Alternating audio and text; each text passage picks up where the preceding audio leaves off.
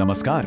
आज हम एक ऐसे केमिकल की कहानी समझेंगे जिसका कह सकते हैं एक डबल रोल है। एक तरफ ये खेतों के लिए किसी वरदान से कम नहीं, तो दूसरी तरफ पलक झपकते ही ये विनाश का एक भयानक हथियार भी बन सकता है। और यही वो सवाल है जो इस पूरे विश्लेषण के केंद्र में है। आखिर कैसे एक साधारण सा दिखने वाला सफेद दाना जो लाखों लोगों का पेट भरने में मदद करता है, अचानक एक ऐसे हथियार में बदल जाता है जिसमें एक पूरे शहर को खंडहर बनाने की ताकत हो। दिल्ली में हाल ही में हुई एक घटना और फरीदाबाद में इसकी जो बड़ी खेप पकड़ी गई है, उसने इस केमिकल पर ध्यान फिर से खींचा है। और अब ये समझना पहले से कहीं ज्यादा जरूरी हो गया है कि आखिर ये है क्या और ये इतना खतरनाक क्यों है। तो चलिए इसमें थोड़ा गहराई से उतरते हैं और सबसे पहले ये समझते हैं कि ये केमिकल कंपाउंड असल में है क्या। तो ये अमोनियम नाइट्रेट आखिर है क्या भला? देखिए, इसका केमिकल फॉर्मूला है NH4NO3। ये एक सफेद बिना गंध वाला क्रिस्टल जैसा नमक है। इसे आप पौधों के लिए एक तरह का सुपर फूड समझ सकते हैं, है ना, जो इन्हें बढ़ने के लिए सबसे जरूरी चीज नाइट्रोजन देता है। और हाँ, जो लोग एग्जाम की तैयारी कर रहे हैं उनके लिए ये खास है। SSC और PCS जैसे एग्जाम्स में इसका फॉर्मूला और इसका मेन यूज मतलब एक फर्टिलाइजर के तौर पर यह सवाल अक्सर सीधा पूछ लिया जाता है। अब आते हैं उस सवाल पे जो हम सबके मन में है। ये जो इतना स्थिर सा दिखने वाला कंपाउंड है, वो एक अस्थिर और विनाशकारी विस्फोटक में आखिर बदलता कैसे है? यहीं पर इसकी वो दोहरी पहचान सामने आती है। जब ये अपने शुद्ध रूप में है तो ये काफी हद तक सेफ है, लेकिन जब इसे फ्यूल के साथ मिलाया जाता है तब ये एक बहुत पावरफुल ऑक्सीडाइजिंग एजेंट बन जाता है। मतलब ये आग को और तेजी से चलने के लिए ऑक्सीजन की सप्लाई करता है। जरा कल्पना कीजिए, जैसे आप किसी सुलगती हुई आग पर और हवा फूंक रहे हो। अमोनियम नाइट्रेट केमिकल लेवल पर बिल्कुल यही काम करता है। और ये बात समझना बहुत जरूरी है। अपने आप में अमोनियम नाइट्रेट में आग लगाना या विस्फोट करना बहुत मुश्किल काम है। ये काफी स्टेबल होता है। असली खतरा तब शुरू होता है जब बाहर की परिस्थितियां बदलती हैं। तो वो कौन सी परिस्थितियां हैं? पहली, बहुत ज्यादा गर्मी।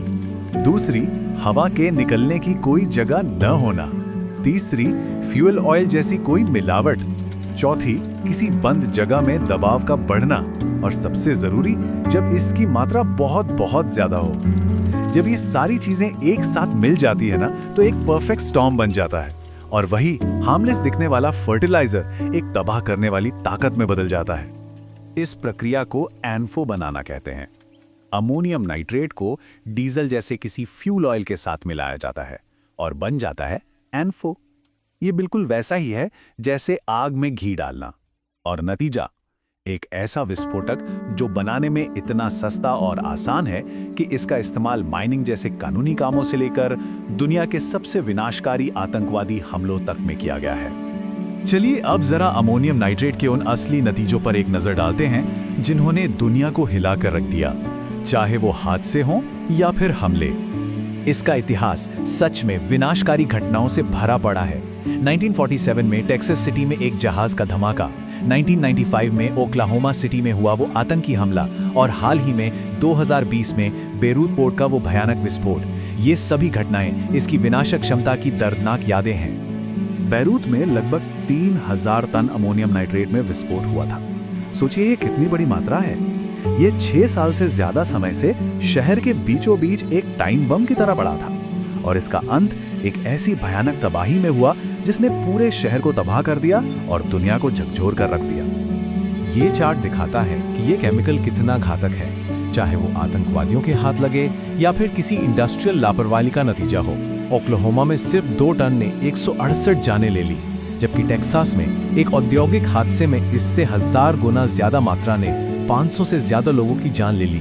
तबाही का ये पैमाना सच में चौंकाने वाला है और ये एक सवाल खड़ा करता है, हमें शक्तिशाली पदार्थ को गलत हाथों से कैसे दूर रखें और ऐसी त्रासदियों को दोबारा होने से कैसे रोकें। तो इन्हीं खतरों को देखते हुए ये समझना बहुत जरूरी हो जाता है कि भारत इस जोखिम भरे केमिकल को मैनेज और कंट्रोल करने के लिए आखिर क्या कदम उठाता है।